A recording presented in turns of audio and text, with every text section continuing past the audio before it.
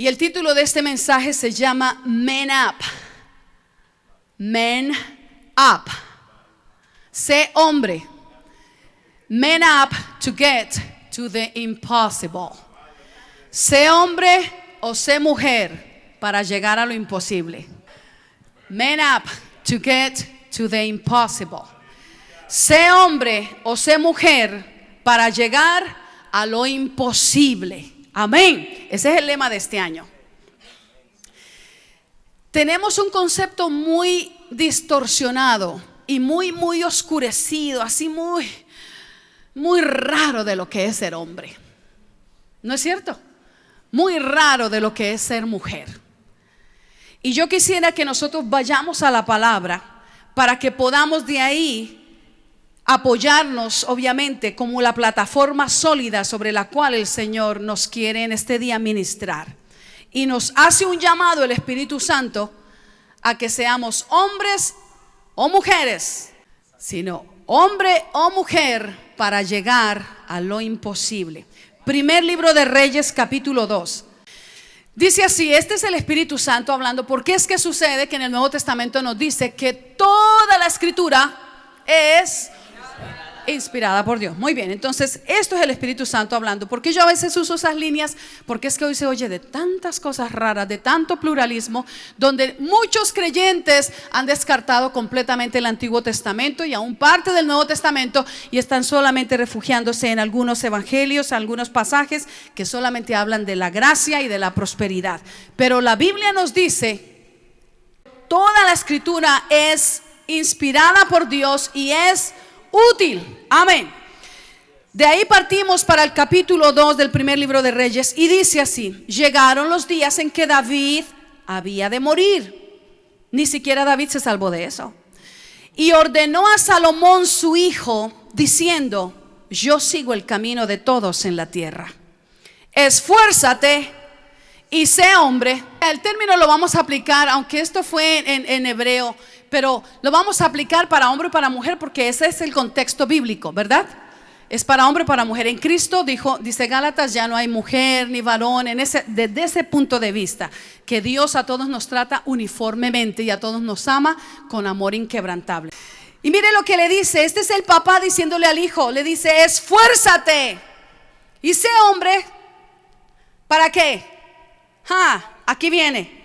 Guarda los preceptos de Jehová tu Dios, andando en sus caminos y observando sus estatutos y mandamientos, sus decretos y sus testimonios, de la manera que está escrito en la ley de Moisés, para que prosperes en todo lo que hagas y en todo aquello que emprendas. Para que confirme Jehová la palabra que me habló diciendo: si tus hijos guardaren mi camino, andando delante de mí con verdad, de todo su corazón y de toda su alma, jamás, dice, faltará a ti varón en el trono de Israel. Ya sabes tú lo que me ha hecho Joab, hijo de Sarvia, lo que hizo a dos generales del ejército de Israel, a Abner, hijo de Ner, y a Amasa, hijo de Jeter, a los cuales él mató, derramando en tiempo de paz la sangre de guerra y poniendo sangre de guerra en el talabarte que tenía sobre sus lomos y en los zapatos que tenía en sus pies. Tú pues, le dice David a Salomón, tú pues harás conforme a tu sabiduría, no dejarás descender sus canas al Seol en paz. Tremendo, ¿verdad? Mas a los hijos de Barzilai Galaadita harás misericordia, que sean de los convidados a tu mesa, porque ellos vinieron de esta manera a mí cuando iba huyendo de Absalón tu hermano. Versículo 8, ya van dos cosas que le está pidiendo, ¿no es cierto? 3, ¿verdad que sí? La cuarta le dice: también tienes contigo a Simei, hijo de Gera, hijo de Benjamín de Baurim, el cual me maldijo con una maldición fuerte el día que yo iba a Mahanaim. Mas él mismo descendió a recibirme al Jordán, y yo le juré por Jehová diciendo aquel día: yo no te mataré a espada. Pero ahora, le dice David a Salomón, no lo absolverás, pues hombre sabio eres y sabes cómo debes hacer con él, y harás descender sus canas con sangre al Seol. Men up. se hallaba David al borde de la muerte. Eso es lo que dice la porción, tal como se describe en ese versículo inicial del pasaje que nosotros leímos y que usaremos como plataforma para el mensaje de hoy. Como él bien lo describe, que él dice, listo para seguir el camino de todos en la tierra. O sea, él iba en ruta hacia la muerte.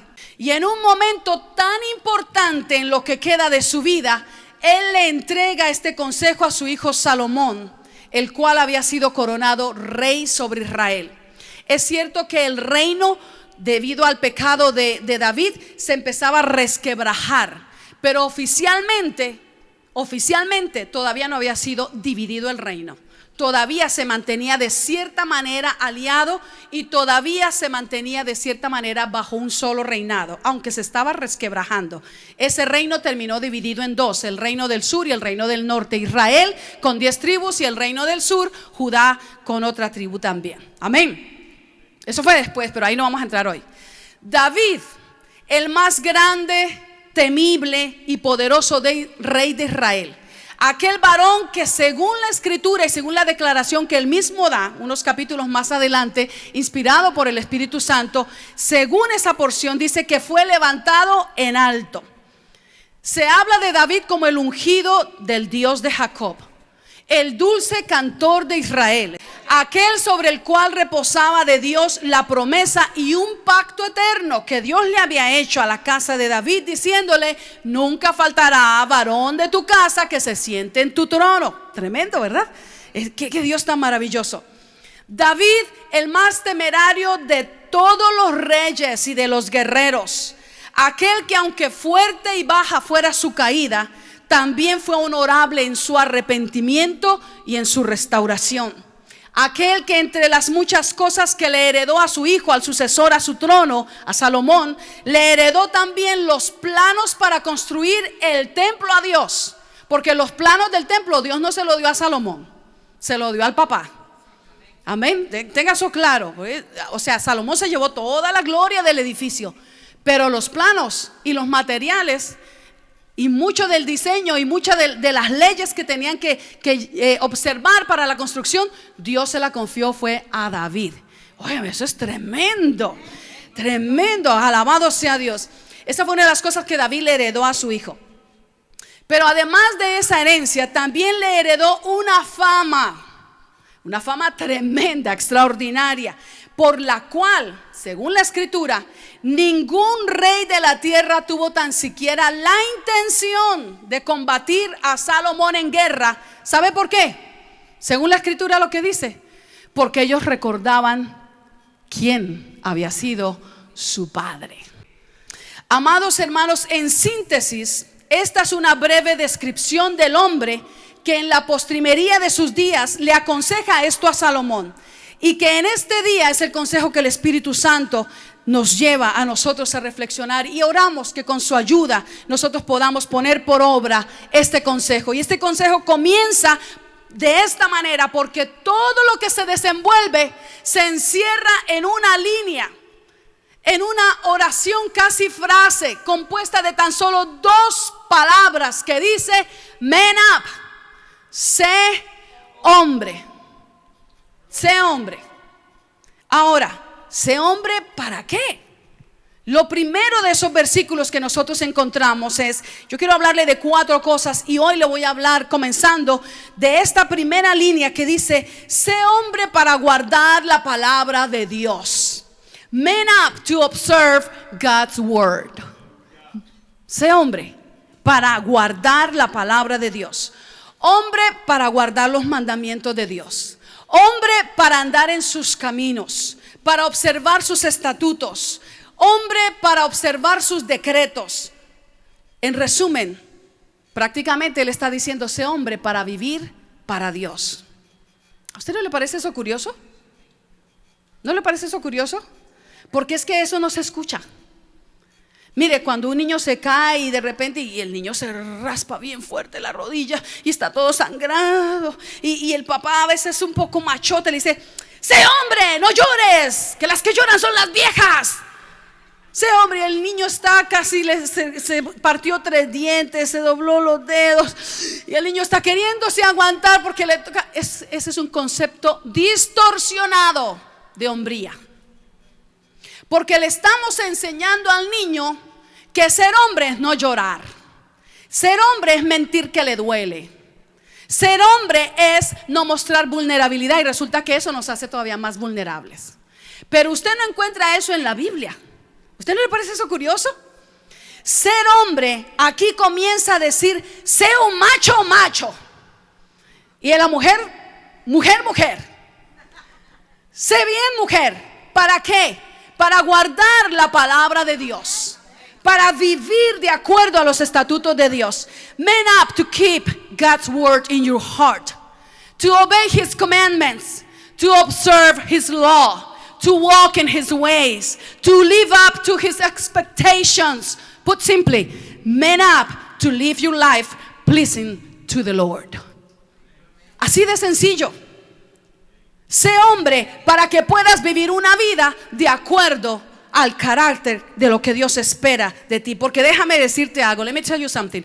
You really need to be a man or a woman in order to do that. Para vivir para Dios de verdad se necesita ser un hombre o ser una mujer. De tal calibre que la Biblia dice que el reino de los cielos lo arrebatan los valientes. Los hombres hombres y las mujeres mujeres. Alabado sea Dios. Desafortunadamente el concepto de ser hombre o ser mujer verdaderamente es un asunto que con el tiempo y muy apegado a la idiosincrasia de muchos pueblos se ha ido redefiniendo según factores particulares y en muchos casos se ha redefinido por cuestiones convenencieras. Quizás, por ejemplo, quizás es la ignorancia de algunos hombres, mujeres o de algunas familias lo que los lleva a decirle a jovencitos que tomar es asunto de hombres. Se le está enseñando una cultura al niño. Que beber, que tomar, que perder el conocimiento y comportarse como un bruto es ser hombre. Quizás es la ignorancia. Se le enseña a muchos que tener más de una mujer al mismo tiempo y dejar hijos regados en todos los puertos porque es que tu papá era un macho. Le estamos enseñando que ser hombre es ser irresponsable. Ser hombre es engendrar hijos y no reconocerlos como su sangre.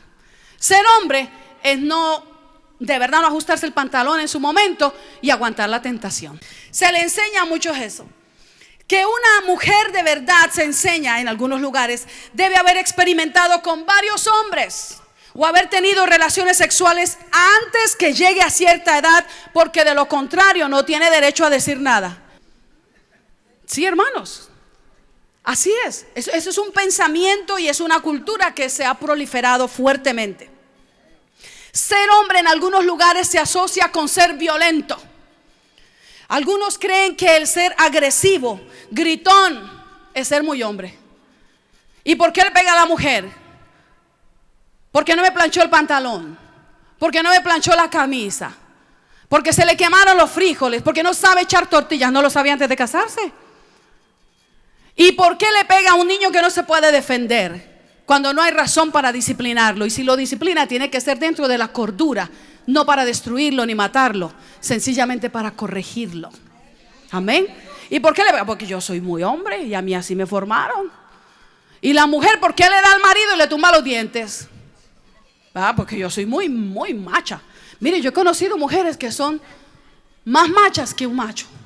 Y a veces, lamentablemente, hemos encontrado mujeres que son más machistas que un hombre. Tremendo. Que se vuelven depredadoras de su mismo género. Eso es algo tremendo. Ser hombre en algunos lugares se asocia con ser parrandero. La niña tiene 25 años, usted no puede salir de la casa después de las 6 de la tarde. El niño tiene 12 años, mijo, usted tiene que ser un hombre, vaya esta noche a parrandear. Qué ignorantes somos. Usted sabe que así es, hermano. Así es, en un mundo similar vivimos. Ser hombre en algunos lugares, y cuando digo hombre me refiero a hombre y mujer, me refiero a tener carácter, a crecer, a madurar, a desarrollar. Ser hombre en algunos lugares se asocia con ser grosero. el que más le contesta a todos. Ay, es que ese es su nombre. El más incorregible, el más altanero, el más insolente, el que nadie soporta. Hasta caemos en la común aceptación que hay cosas que hay que tolerarle a un niño varón porque él es varón. Porque él es varón, vemos con tolerancia que él sea agresivo, que él sea rebelde, que él sea grosero, que él golpee a las niñas, que nunca tenga iniciativas para ayudar en la casa. Mi hijo levanta el plato. No, eso que lo hagan las mujeres, eso no es para mí. Un distorsionado concepto de hombría. Un distorsionado concepto. Eso no es lo que dice la palabra, ¿verdad que no? Nosotros como iglesia del Señor Jesucristo tenemos una definición de lo que es hombría y feminidad al máximo. Nuestra definición no está ligada, ni está sometida, ni está sujeta a los paradigmas de este mundo ni de esta sociedad. Para algunos ser hombre o ser mujer pudiera ser prostituirse, vivir una vida disoluta, pisotear al que sea, maltratar a los padres, ser grosero con todo el mundo. Para ellos eso puede ser hombre o ser mujer. Para nosotros ser hombre o ser mujer comienza por esforzarse para vivir la palabra de Dios. Alabado sea el nombre de Jesús.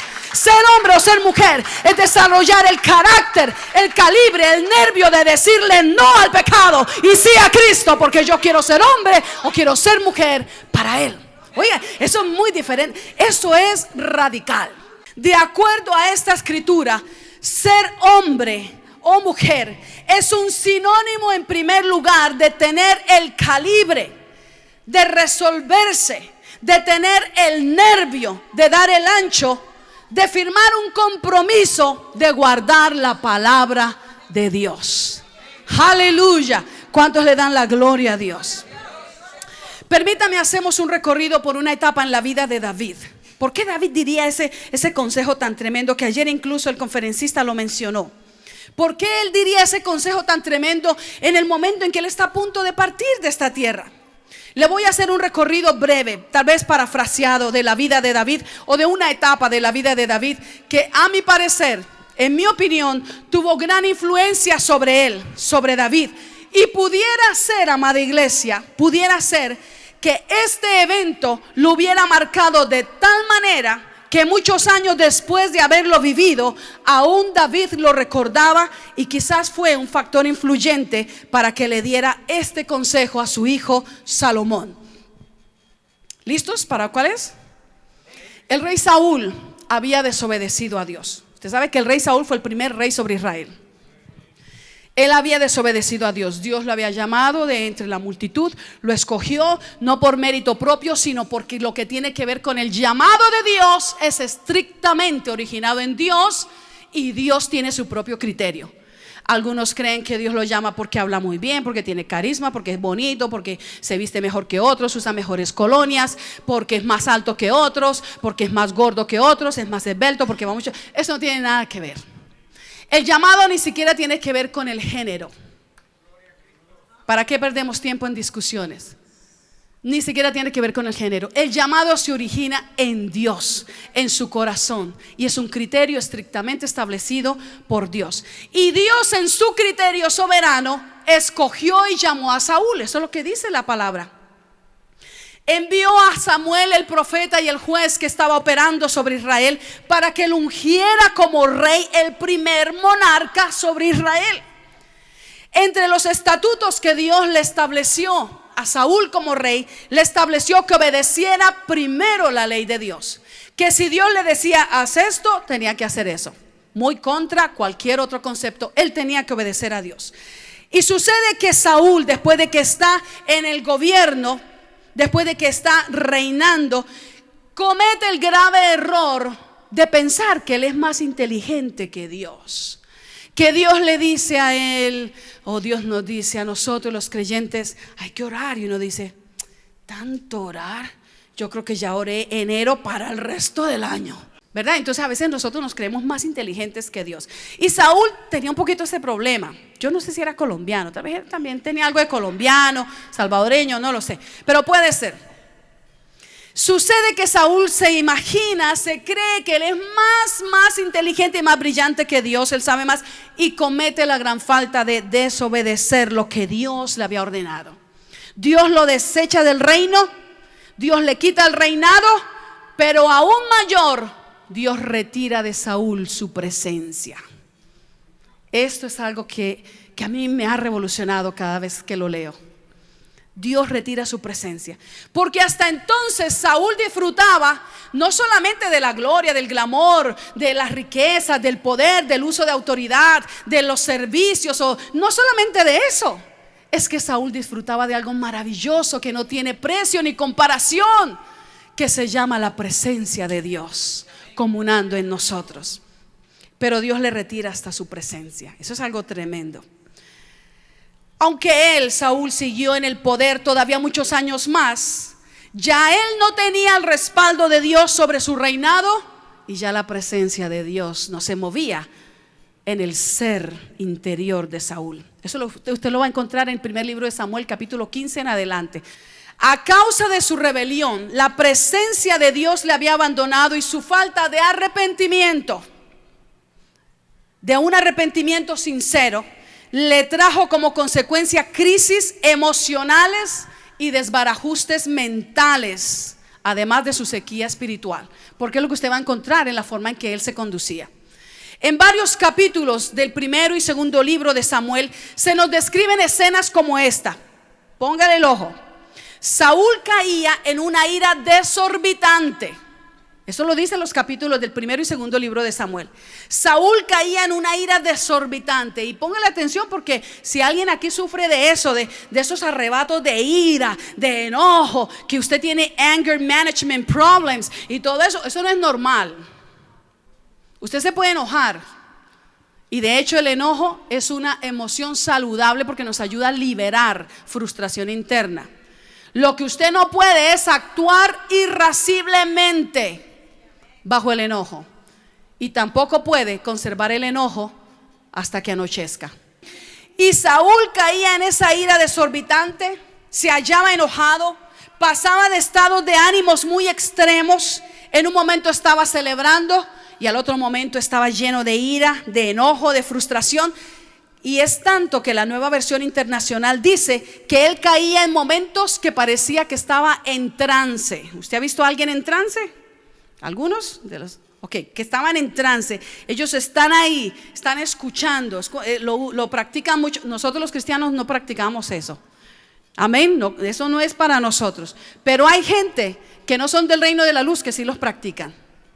Tiene más que ver con el espiritismo, la brujería, prácticas de entrar en contacto con un mundo extrasensorial, con un mundo espiritual que no es el reino de la luz, que no es el de Dios. Y cuando la persona está como en trance, está escuchando, está viendo, pero su mirada está perdida, su razonamiento está desconectado, sus emociones están desconectadas y está perdido en un mundo que solamente él medio conoce dentro de él. Y la Nueva Versión Internacional dice que Saúl caía en momentos como ese. Tremendo. ¿Usted quiere seguir escuchando lo que pasa? Tremendo eso. Cuando él era sobrecogido de estos momentos de crisis, él entraba en muchos desatinos mentales y emocionales. Como si fuera poco, cuando él caía, Saúl, en este estado, se tornaba inconteniblemente violento y agresivo, y caminaba por el palacio cargando una lanza. Óigame, peligroso, ¿no? Pero lucía como en desconexión del mundo que lo rodeaba, sumergido solamente en sus pensamientos y en su mundo interior que solo él y Dios conocían. Se había encontrado, cuando él caía en esas crisis, se había encontrado que cada vez que él caía en una crisis de esa, solo una cosa le traía alivio. ¿Sabe cuál era?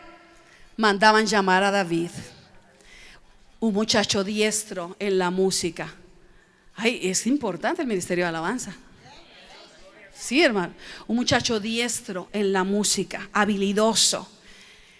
A David lo mandaban traer. Tocaba el arpa y empezaba con su melodiosa voz a entonar salmos a Dios. Y el tormento que sufría Saúl se desvanecía lentamente al sonar de los cánticos, al sonar de los salmos, al sonar del arpa, al sonar la dulce voz del dulce cantor de Israel llamado David. Óigame, poderoso. ¿A usted no le parece eso tremendo?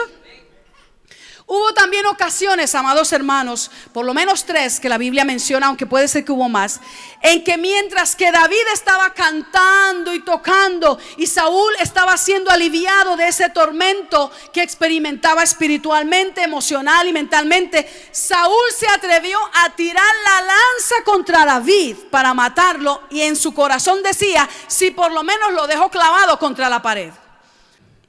David no solamente era músico, no solamente era cantor, no solamente era compositor, era escritor, cantautor, era pastor de ovejas. David también era guerrero. Se había entrenado en una escuela militar diferente, pero había desarrollado un calibre de guerrero más valiente que muchos de los que estaban en las filas del ejército de Saúl. Su destreza como guerrero hizo que en todos los atentados de Saúl contra él los pudiera esquivar. Amados, creo no equivocarme al afirmarle que David observaba con atención todo cuanto se desarrollaba en esas escenas mientras el rey era atormentado. David tenía que estar atento a eso. Mire, él tocaba mientras que el rey era atormentado. Y yo le aseguro, hermano, yo casi le aseguro que David tenía que estar atento a los movimientos, a la conducta, al comportamiento de él. Él veía lo atormentado que era Saúl, miraba su comportamiento, sus desatinos, su conducta, sus desvaríos, su forma de proceder irascible, errática, y sus cambios al ser rodeado de las alabanzas, mientras que él lo veía como un loco desaforado. Y David empezaba a tocar esa arpa: el Señor es mi pastor. Y empezaba a venir alivio a Saúl: nada me faltará. Y lo miraba y el loco estaba por tirársela encima con la lanza. El Señor es mi pastor, y en pastos delicados Él me hará descansar. Y miraba, y el loco se estaba aplacando. Eso es tremendo. David lo observaba.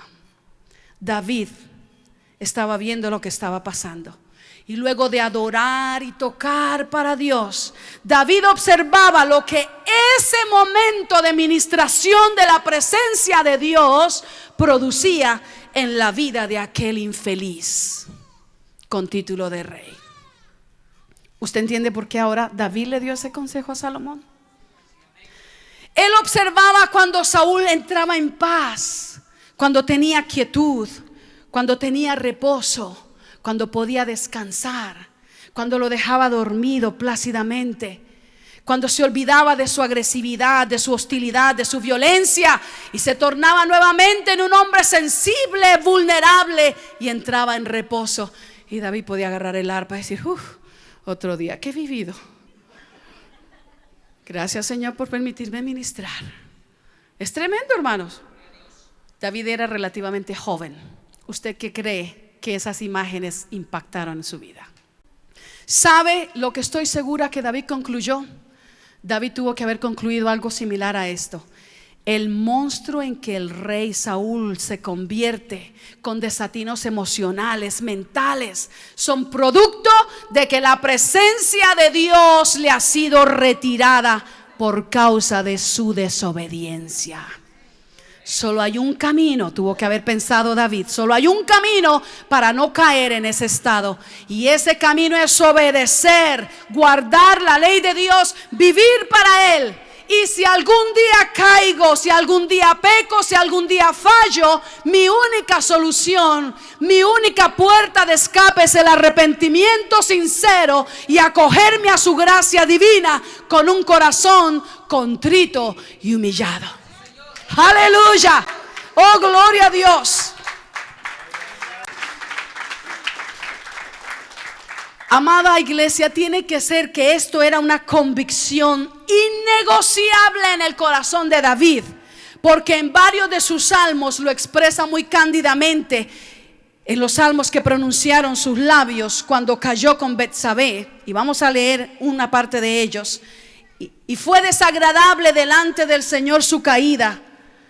Y mire lo que dice David en el Salmo 51, versículo 11. ¿Listos?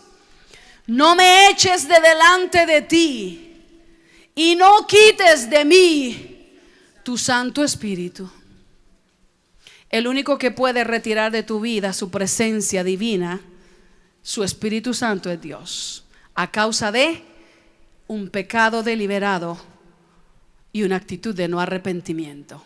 Tremendo, ¿verdad? Pero David tenía frente a él un espejo tan poderoso. Él veía la situación de Saúl. Y vamos a ir al capítulo 32 de Salmos, solamente un momentito más atrás. Mire, cuando David cae de la gracia y le falla a Dios con Betsabé, y luego maquina todo eso de la manera que ya ayer en la conferencia lo escuchamos a los que vinimos, de una manera tan deplorable que no parece un hombre que está razonando cuerdamente, mucho menos un hombre temeroso de Dios.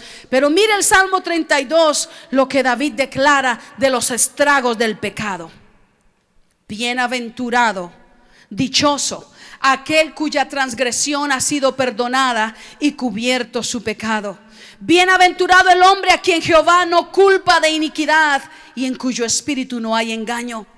Y mire lo que dice: mientras callé, mientras guardé silencio, se envejecieron mis huesos.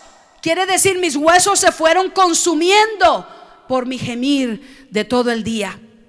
Mi fuerza se fue debilitando como al calor del verano, porque día y noche tu mano pesaba sobre mí. Porque el pecado pesa y la culpa pesa hasta consumir. Tremendo. Pero mire lo que dice el versículo 5. Mi pecado te declaré y no encubrí mi iniquidad. Dije, confesaré mis transgresiones a Jehová, y tú perdonaste la maldad de mi pecado. ¿Qué sucede después de que hay perdón de ese pecado? Por esto orará a ti todo santo en el tiempo en que pueda ser hallado. Inmediatamente encuentra que la puerta de acceso a la presencia de Dios se abrió. Eso es maravilloso. Eso es maravilloso. Hay gente que ni en su peor momento de necesidad se atreven a pedir a Dios, porque el pecado pesa mucho sobre sus vidas. La culpa los está asfixiando. Y ni siquiera al borde de la muerte se atreven a pedir, porque la culpa y el pecado los está consumiendo. Y lo que la palabra nos está enseñando es que en lugar de que te dejes consumir, en lugar de que te asfixies, en lugar de que te ahogues, hay una puerta escapatoria. Jesús dijo: yo soy la puerta, el que por mí entrare será salvo. Aleluya, a Él sea la gloria. Esa puerta es el arrepentimiento, entrar a la presencia del Señor. Dice el versículo 6: por esto orará a ti todo santo en el tiempo en que pueda ser hallado. Ciertamente en la inundación de muchas aguas no llegarán estas a él. Tú eres mi refugio. Mire, está luchando con los efectos, los estragos emocionales y mentales de la culpa. Del acecho. Tú eres mi refugio, me guardarás de la angustia, con cánticos de liberación me rodearás. Aleluya. Tan importante el ministerio de la alabanza y la adoración en las reuniones de los santos, ¿verdad que sí? Y luego hay una palabra que se extiende hacia él de gracia del cielo y dice: te haré entender y te enseñaré el camino en que debes andar, sobre ti fijaré mis ojos. Y otra vez David entra a enunciar esas líneas del Salmo finalmente, y dice, es un consejo para nosotros, dice: no seas, ¿como qué? Óigame, hermano, perdió la finura, perdió la elocuencia. ¿Qué nos está diciendo? A ver, leamos otra versión, quizás es la versión, está muy fuerte esa. Versículo 9 dice: no seas como el mulo o el caballo. Está peor. No seas como el mulo o el caballo,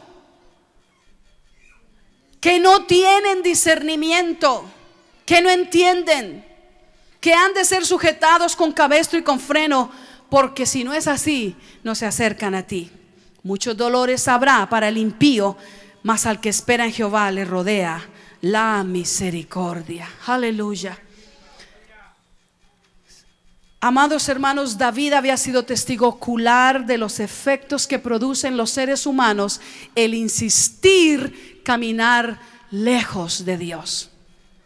Hay gente que dice: el día que yo sepa que no le voy a fallar al Señor, ese día me convierto. Siempre vamos a fallar, porque es que no es en tu fuerza, es en la fuerza del Espíritu de Dios. Pero amados, hay quienes dicen, pero es que pastora, usted ya vivió y eso es para los viejos, pero esto es para los jóvenes también. Usted sabe que los jóvenes también se mueren. Usted sabe que también los jóvenes sufren de problemas mentales y emocionales. Hoy en esta sociedad, en esta generación, estamos alarmados con la cantidad de medicina que se tiene que inventar y producir para mantener a nuestros muchachos drogados, porque no pueden funcionar de otra manera. Cada diagnóstico nos los ponen peor, y entonces los cargamos ahí drogados, porque es que si no están drogados no hacen las tareas, si no están drogados no se portan bien. Yo entiendo que hay desbalances químicos que tenemos que atender debidamente y que Dios ha dejado la medicina y la ciencia para nuestro beneficio. Usted no vaya a llegar a la casa a retirarle la medicina a su muchacho si usted la tiene que dar. Amén. Yo no le estoy diciendo eso. Le estoy hablando del origen de la situación que estamos viviendo. Y le estoy hablando del único remedio más efectivo del cual podemos echar mano. Amén. Amados hermanos, David había sido testigo ocular de los efectos que producen los seres humanos el insistir caminar lejos de Dios, el persistir en la desobediencia, el despreciar su gracia redentora y restauradora por un momento de gloria terrenal o de vanidad o de placer. Como si fuera poco, no solo David había sido testigo ocular de ello, también lo había vivido en parte, con la gran diferencia que David fue de corazón noble y sensible, pronto para humillarse al ser confrontado por Dios y por su profeta a través de Natán. Por lo consiguiente, David no sufrió los efectos como Saúl.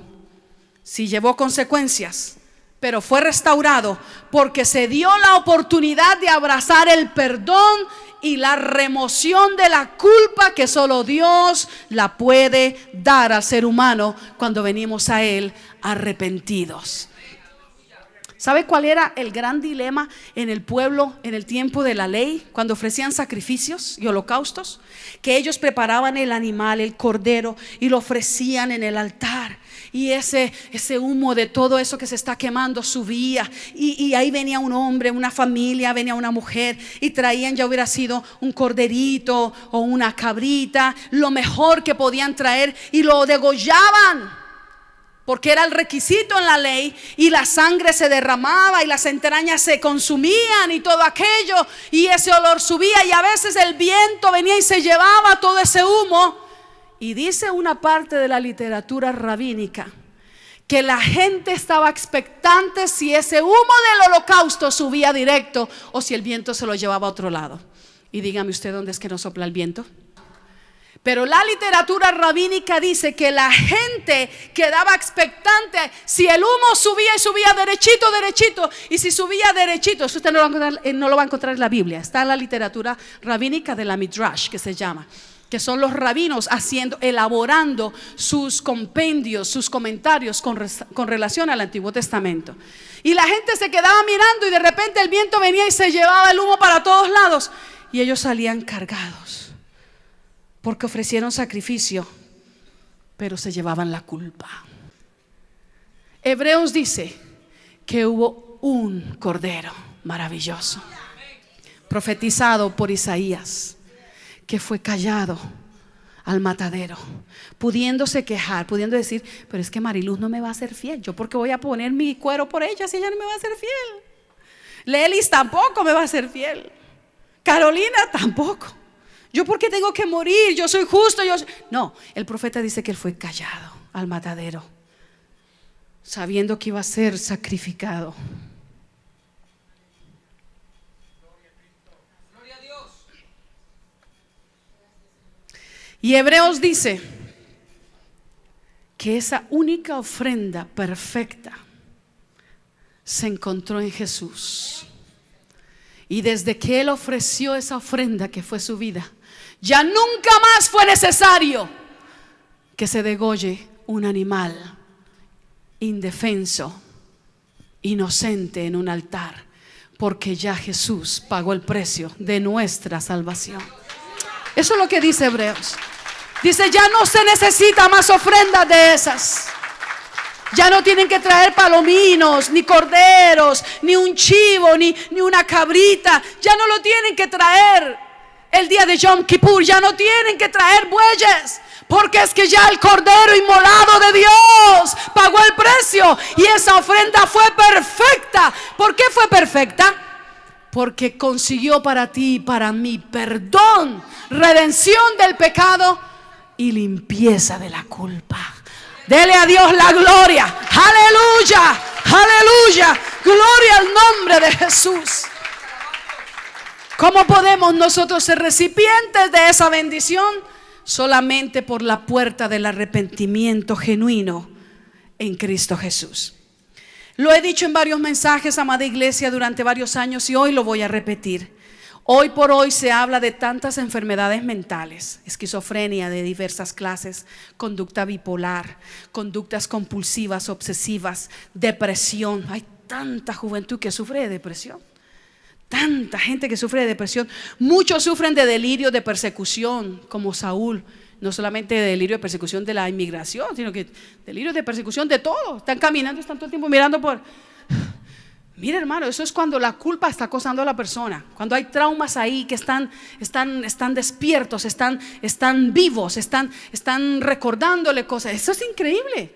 Eso es tremendo. Lo que en consejería se tiene que tratar, me refiero en la consejería con diferentes, con lo que es el ser humano. No me refiero aquí en la iglesia ni algo en particular, pero lo que muestra la psicología y las estadísticas y todo lo que se tiene que manejar en el campo de la consejería humana.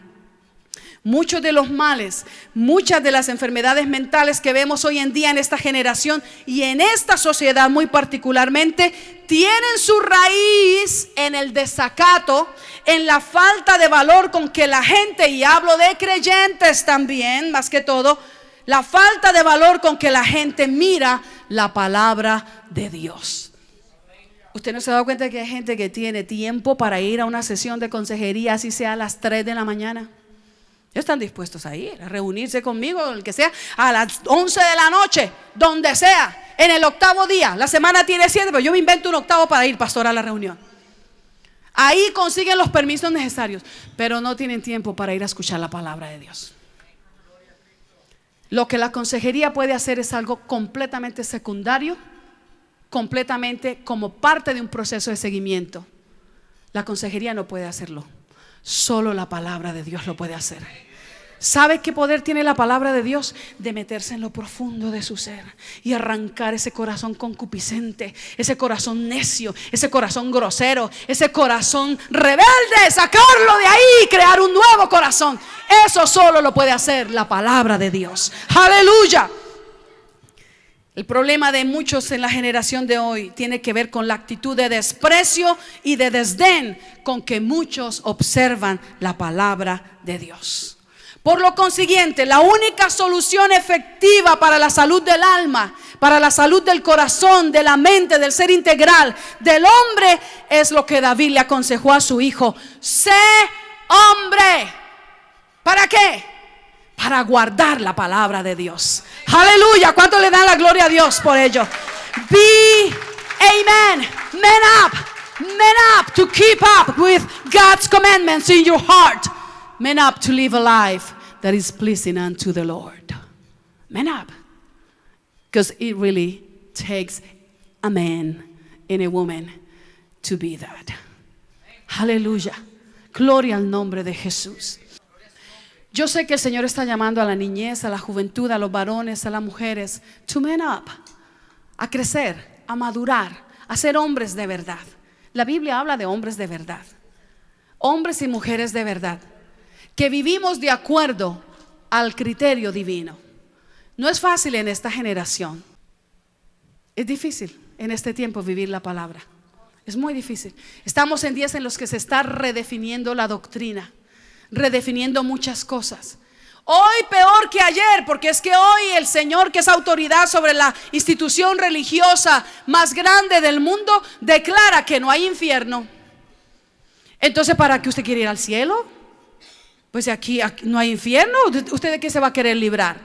Algunos dicen el infierno está aquí. Yo digo, ¿qué es infierno tan chévere? Mira, este infierno tiene aire acondicionado, Tiene alfombra, tiene televisor a color, plasma, ultra delgado. Oye, este infierno está chévere aquí en la tierra, ¿no? El Señor, que es la autoridad sobre la institución, declara que lo de Adán y Eva fue una fábula. Pues entonces la palabra no es una verdad absoluta. Hoy todo es relativo. Si no hay infierno, no se necesita salvación. ¿Están conmigo? Si lo de la Biblia es una fábula, la Biblia no es verdad ni es autoridad sobre mi vida. Pero yo sigo declarando lo que la Biblia dice. Firme en los cielos, por los siglos permanece tu palabra. Y ciertamente está escrito y registrado que ni una sola jota ni una tilde de su palabra pasará sin ser cumplida. Se cumplirá tal y como está dicho y como está escrito, porque el Dios que ha declarado esa palabra es el único Dios verdadero en los cielos y en la tierra, que con un soplo dio vida al ser humano que hoy se levanta en contra de él. El único Dios en los cielos, que con 3 dedos juntó todo el polvo y la arena de la tierra. El único Dios que con su palabra dijo: hágase la luz, y las tinieblas tuvieron que esparcirse. El único Dios que con su mandato le puso término y límite al mar para que no nos consumiera. ¿Cómo me vas a decir que esa palabra no es real? Es más, te voy a dar un facto más. ¿Cómo me vas a convencer que esa palabra no sirve? ¿Cómo me vas a convencer que esa palabra es fábula, si esa es la única palabra que ha podido darme un propósito de vida y un nuevo corazón? A Él sea la gloria por lo que declaró el salmista. Yo podía estar en el pozo de la desesperación, pero gracias a mi Dios, su palabra me ha revivido. Él quitó el cántico de tristeza de mi vida, el vestido de luto y de cilicio, y Él me ha puesto manto de júbilo y de regocijo. A Él la gloria por los siglos de los siglos. Le alabo y alabo su nombre, y le bendigo por esa palabra eterna que nunca jamás caerá a tierra sin ser cumplida. Él es Dios de pactos. Que el Dios que declaró esa palabra es fiel y fuerte y firme para cumplirla. Que Él te dijo que tu esposo va a venir. Cree que tu esposo va a venir a los pies de Jesús. Él declaró que tus hijos no se van a perder. Tus hijos no se van a perder. No declares que son marihuanos, que es una prostituta, que es una lesbiana, que es un homosexual, que es un drogadicto, que es un pandillero. No lo declares. Declara que es un hijo redimido por la sangre del Cordero. Dile: Señor, yo veo que él está consumiendo droga, pero él no es eso, porque tú no has declarado eso. Señor, yo creo que él es un hijo tuyo. Él te va a servir, él te va a cantar, él va a predicar tu palabra. Él no va a ser un asesino ni un pandillero que le quita la vida a otros. En lugar de empuñar un arma que mata, él va a empuñar un arma que da vida, que se llama la palabra de Dios. A Él la gloria por los siglos de los siglos. Aleluya. Oh, gloria a su nombre para siempre. Por eso, amados, el consejo de David: sé hombre, man up, y guarda los preceptos de Jehová tu Dios en el corazón. David escribió algo que decía: en mi corazón he guardado tus dichos para no pecar contra ti. ¿Sabes qué nos revive en tiempos de luchas con el pecado? La palabra. La palabra. ¿Sabes por qué muchos creyentes no pueden volver al camino? No reaccionan. Porque están secos y escasos de palabra. Se saben todas las fábulas de Cosmopolitan. Se saben todos los shows de Oprah. Todos los nombres de los jugadores, de todos los equipos, hasta del más malo. Pero no pueden ni recitar un solo versículo. ¿Quieres echar mano de un arma poderosa? Imponte como una disciplina memorizar la palabra de Dios. Lámpara es a mis pies tu palabra y lumbrera a mi camino. ¿Quieres ponerte en pie?